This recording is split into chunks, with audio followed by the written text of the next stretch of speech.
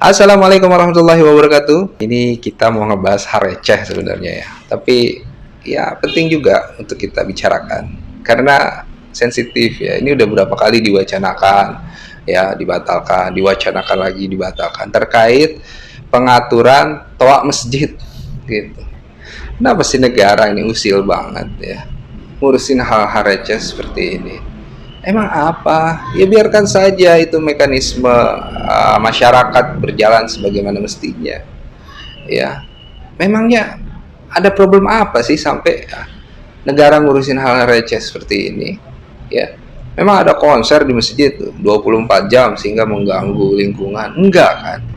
Toh yang mengisi atau memakmurkan masjid itu juga lingkungan setempat. Ya kenapa dipersoalkan gitu?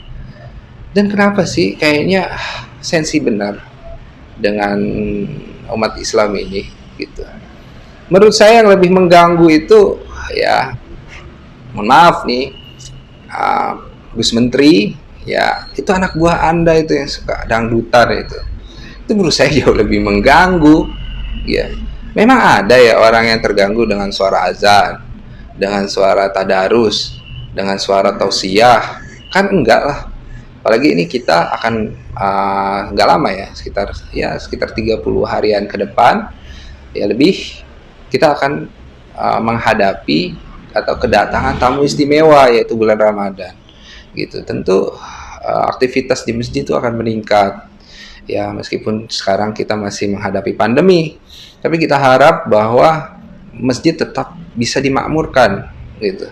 Dan himbauan-himbauan seperti ini tuh seperti apa ya? Dan ketika Menteri Agama, Gus Yakut, sudah menyamakan azan dengan gonggongan anjing, ini sudah bukan perkara receh lagi.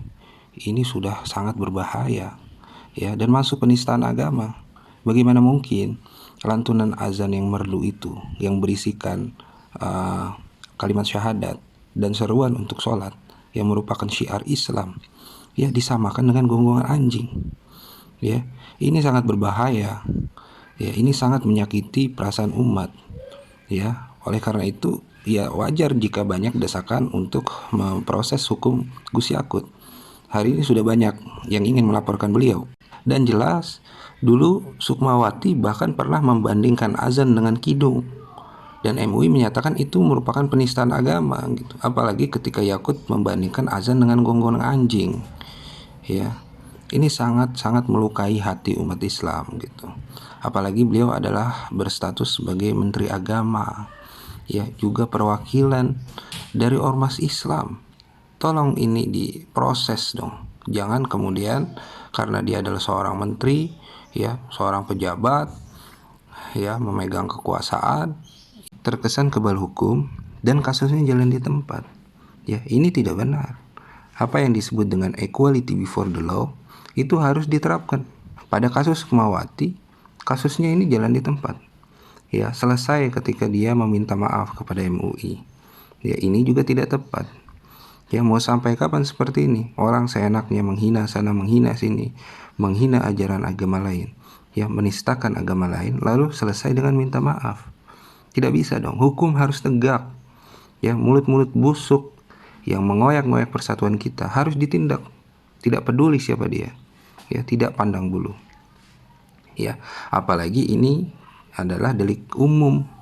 Ya, mestinya Gus Yakut ketika memprovokasi seperti itu, ya, membandingkan azan dengan gonggongan anjing, ya mestinya bisa langsung ditindak tanpa menunggu adanya laporan. Begitupun dengan kasus Kumawati, mestinya ya harus bisa diproses hari ini. Gitu. Kenapa sih? Kayak ada sesuatu gitu di dalam masjid. Itu kan kita jadi bertanya-tanya, kenapa kok masjid terus gitu. Kemarin kotak infaknya katanya jadi apa namanya dimanfaatkan oleh teroris katanya gitu. Lalu ada pemetaan masjid, ada pemetaan pesantren terkait radikalisme gitu.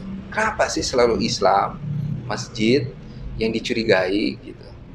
Toh tempat-tempat ibadah agama lain juga punya suara-suara yang kita dengar gitu.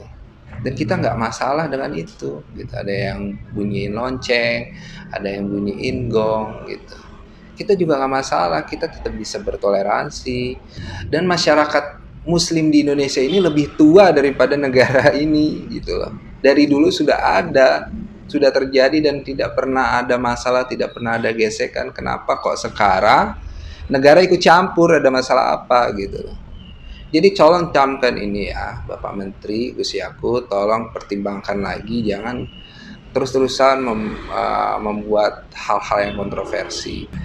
Oke, demikian. Terima kasih buat teman-teman yang sudah menonton video ini sampai habis. Dukung terus channel ini.